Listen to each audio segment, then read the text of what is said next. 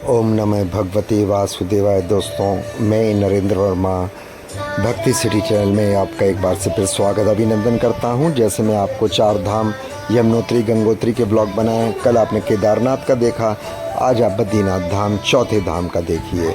जब भी हम यात्रा करेंगे, पहले दोस्तों हमेशा पहले यमुनोत्री की, फिर गंगोत्री की, फिर केदारनाथ, अंतिम में बद्रीनाथ धाम। बद्रीनाथ धाम को धरती का स्वर्ग भी कहा जाता है। दोस्तों, आइए इसके बारे में पूरी आपको जानकारी देता हूं। जानकारी से पहले आपसे अनुरोध करूंगा, प्लीज़ ब्लॉग को अधिक से अधिक लाइक करें, सब्सक्राइब करें, शेयर करें, बेल आइकन को प्रेस करें और कमेंट बॉक्स में नमो नारायण या बद्रीनाथ, जय बद्रीनाथ लिखें। बद्रीनाथ धाम भगवान विष्णु को समर्पित एक प्रसिद्ध हिंदू तीर्थ स्थल है। हम सब जानते उत्तराखंड में है। इसका इतिहास और कथाएँ बहुत ही रोचक हैं। पौराणिक कथाओं के अनुसार बद्रीनाथ धाम पहले भगवान शिव और पार्वती का निवास स्थान था। जी हाँ, आपने बिल्कुल सही सुना। लेकिन बाद में भगवान विष्णु ने यहाँ तपस्या की और इसे अपना स्थान निवास बना लिया। बद्रीनाथ धाम की कथा इस प्रकार है। एक पौराणिक कथा के अनुसार भगवान विष्णु एक शिशु का रूप धारण करके बद्रीनाथ में रोने लगे। तब माता पार्वती ने उन्हें गोद में उठा लिया और दूध पिलाने लगी। जब भगवान शिव लौटे तो उन्होंने देखा कि दरवाज़ा अंदर से बंद है। तब भगवान शिव और पार्वती गुप्त स्थान छोड़कर केदारनाथ चले गए। और एक अन्य कथा के अनुसार भगवान विष्णु ने बद्रीनाथ में ध्यान लगाया था और देवी लक्ष्मी ने उन्हें बेर के पेड़ के रूप में ढककर मौसम से वहाँ ठंड और धूप और सर्दी से बचाया था। इस प्रकार इस स्थान का नाम बद्रीनाथ पड़ा। बद्री माने बेर का पेड़ जैसे कहते हैं। बद्रीनाथ धाम का इतिहास ये है। बद्रीनाथ धाम का इतिहास भी बहुत प्राचीन है। ऐसा माना जाता है कि आदि गुरु शंकराचार्य ने 8वीं शताब्दी में इस मंदिर को फिर से स्थापित किया था।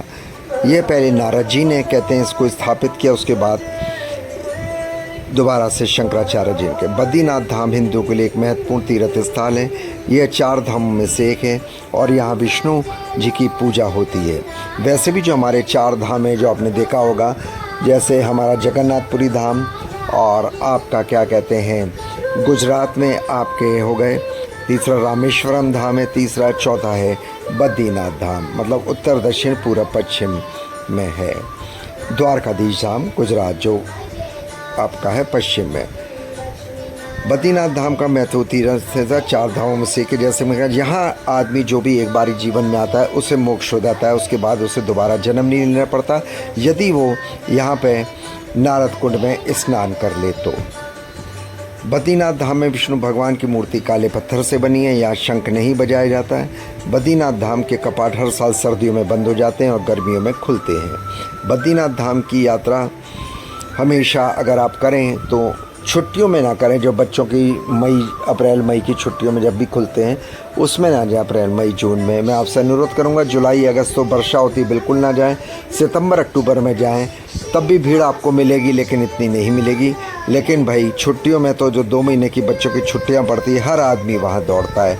तो आपसे अनुरोध करूँगा वहाँ पर ना जाएँ। उन दिनों प्लास्टिक की बोतल, पन्नियाँ कभी भी रास्ते में ना फेंकें, कूड़ेदान में डालें। ये धाम है। धामों में 4 धाम जो हैं आपके कहते हैं जगन्नाथपुरी धाम, आपका द्वारकाधीश धाम, रामेश्वर धाम और बद्रीनाथ धाम। इन 4 धामों में सबसे बड़ा धाम है, विश्व का सबसे पवित्र मंदिर है।